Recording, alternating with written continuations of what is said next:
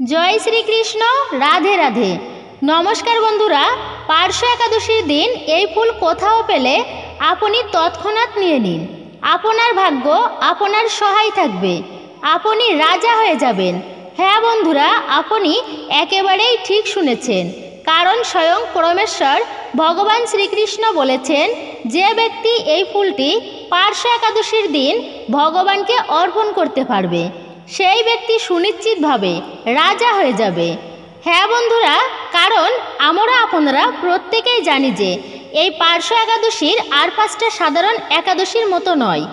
এই পার্শ্ব একাদশীর দিনটি অত্যন্ত পবিত্র এবং গুরুত্বপূর্ণ একটি দিন, কারণ বন্ধুরা এই দিনে ভগবানের আশীর্বাদ অনুগ্রহ লাভ করে থাকে। তাই বন্ধুরা, এই ফুল আপনারা কোথাও দেখতে পেলে আপনি তৎক্ষণাৎ নিয়ে নিন এবং আপনার বাড়িতে নিয়ে আসুন। দেখবেন আপনার গৃহ সুখ শান্তি থেকে শুরু করে ধন সম্পত্তিতে ভরপুর হয়ে উঠবে। মা লক্ষ্মী এবং পরমেশ্বর ভগবান শ্রীকৃষ্ণের আশীর্বাদ ও কৃপায়। যাই হোক বন্ধুরা, আমি একই সঙ্গে আপনাদেরকে এটাও জানিয়ে রাখি যে এই পবিত্র পার্শ্ব একাদশীর সঠিক সময়সূচি এবং পালনের সময়সূচি সম্পর্কে।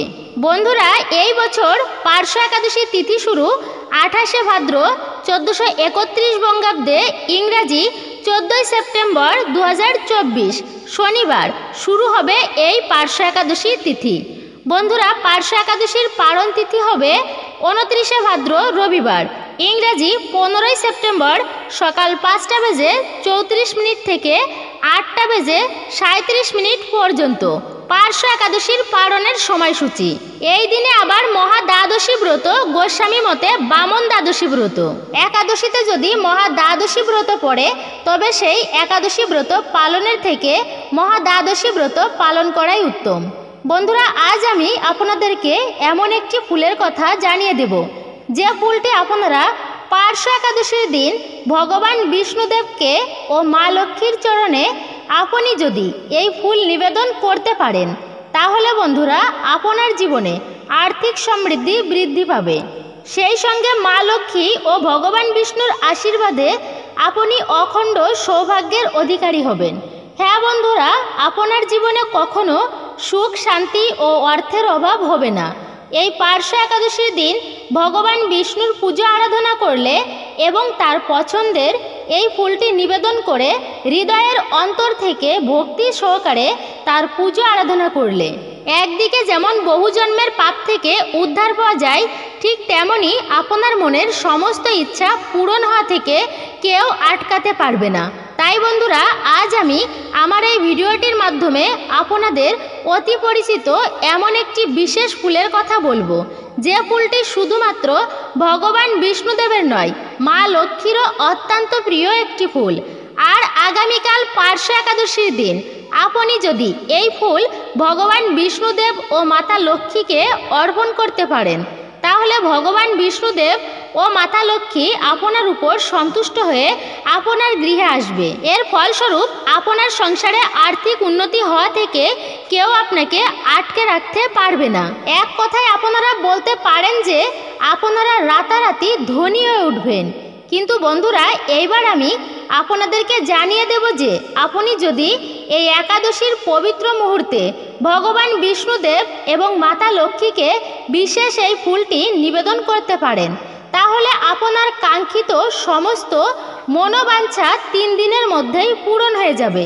তাই এই প্রসঙ্গে বিস্তারিত জানতে তার আগে আপনাদেরকে বলে রাখি, আপনি যদি এই চ্যানেলে অর্থাৎ রায়কিশোরী দীপা এই চ্যানেলটিতে নতুন হয়ে থাকেন, তাহলে চ্যানেলটি অবশ্যই সাবস্ক্রাইব করুন এবং পাশে থাকা নোটিফিকেশন বেল ঘন্টাটি প্রেস করুন। আসুন এবার ভিডিওটির মূল আলোচনায় প্রবেশ করা যাক। তবে আপনারা যদি ভগবান বিষ্ণুদেবের আশীর্বাদ ও কৃপা পেতে চান, মা লক্ষ্মীর কৃপা পেতে চান, তাহলে জয় বিষ্ণুদেবের জয়, জয় মা লক্ষ্মীর জয় লিখে কমেন্ট অবশ্যই করবেন। বন্ধুরা, আপনি যদি একাদশীর তিথিটি পালন করেন, তাহলে অতি অবশ্যই সবার আগে চেষ্টা করবেন যে পঞ্চ রবিশস্য পরিহার করতে, একাদশী তিথিটি পালন করার। এর ফলে ভগবান বিষ্ণুদেব ও মা লক্ষ্মী আপনার প্রতি অত্যন্ত সন্তুষ্ট হবেন এবং আপনার সমস্ত বাধা স্বয়ং ভগবান বিষ্ণুদেব হরণ করে নেবেন। আর আপনি যদি একান্তই এই একাদশী তিথিটি পালন করতে সক্ষম না হন, তাহলে অন্ততপক্ষে বছরের প্রত্যেকটি একাদশী তিথির দিনে আমিষ খাবার খাবেন না। হ্যাঁ বন্ধুরা, অন্ততপক্ষে নিরামিষ আহার গ্রহণ করবেন। সবজি রান্না করে ভগবানকে নিবেদন করে ভগবান বিষ্ণুদেবের পূজা করুন ভক্তি মনে, এবং তার পূজা করার সময় তার এই পছন্দের ফুলটি নিবেদন করতে পারলেই আপনার সেই পুজো সম্পূর্ণ হবে এবং ভগবান বিষ্ণুদেব আপনার প্রতি খুবই সন্তুষ্ট হবেন। এবং তারই সঙ্গে আমি আপনাদেরকে জানিয়ে দেব যে এই পবিত্র পার্শ্ব একাদশীর দিন আপনি যদি এই ফুলটি দিয়ে মা লক্ষ্মীরও পুজো আরাধনা করতে পারেন, তাহলে স্বয়ং মা লক্ষ্মীও আপনার প্রতি অত্যন্ত প্রসন্নই হবেন। আর এই ফুলটি হলো পদ্ম ফুল। হ্যাঁ বন্ধুরা, আপনারা একেবারেই ঠিকই শুনেছেন, কারণ আপনারা প্রত্যেকেই জানি যে এই পদ্ম ফুল মা লক্ষ্মীর অত্যন্তই প্রিয়। কিন্তু শাস্ত্র ও বিধান অনুযায়ী এই ফুলটি ভগবান বিষ্ণুদেবেরও অত্যন্ত পছন্দের। তাই বন্ধুরা, এই পবিত্র একাদশীর দিন কোনো ভক্ত যদি নিষ্ঠা ভক্তি ও আন্তরিকতার সঙ্গে একটি মাত্র পদ্ম ফুল মাকে নিবেদন করতে পারেন, সঙ্গে ভগবান বিষ্ণুদেবের পূজা আরাধনা করতে পারেন, তাহলে তার জীবনে থাকা সমস্ত প্রকারের সমস্যা খুব সহজেই তা সমাধান হয়ে যায়। এছাড়াও মা লক্ষ্মী, নারায়ণ তথা শ্রীহরিকে এই পদ্ম ফুলটি নিবেদন করলে এতটাই সন্তুষ্ট হন যে ভক্তের গৃহে মা লক্ষ্মী স্বয়ং বিরাজ করেন, যার ফলে সেই ব্যক্তির আর কখনোই টাকার অভাব থাকে না এবং নানান দিক থেকে অর্থের আগমন শুরু হয়ে যায়। বন্ধুরা, এই পদ্ম ফুলের পাশাপাশি আরও অনেক ফুল রয়েছে যে ফুলগুলি ভগবান বিষ্ণুদেবের অত্যন্ত পছন্দের। আর সেই ফুলগুলি হলো অশোক, বৈজয়ন্তী, চাপা, জুঁই এবং কদম ফুল অত্যন্ত পছন্দের। তবে বন্ধুরা, আকন্দ, ধুতুরা এই সকল ফুলগুলি ভুলেও আপনি বিষ্ণুদেবকে নিবেদন করবেন না। বন্ধুরা, আমি তো আপনাদেরকে ভগবান বিষ্ণুদেবের পছন্দের কথা জানিয়ে দিলাম, ঠিক এরই পাশাপাশি আরও একটি বিষয় আপনাদেরকে জানিয়ে দেব। হ্যাঁ বন্ধুরা, আজ আমি আমার এই ভিডিওটির মাধ্যমে এমন একটি পাতার কথা জানিয়ে দিব যে পাতাটি ছাড়া ভগবান বিষ্ণুদেবের পুজো আরাধনা করা একেবারেই সম্পূর্ণ হবে না। হ্যাঁ বন্ধুরা, সেই পাতাটি হলো তুলসী পাতা।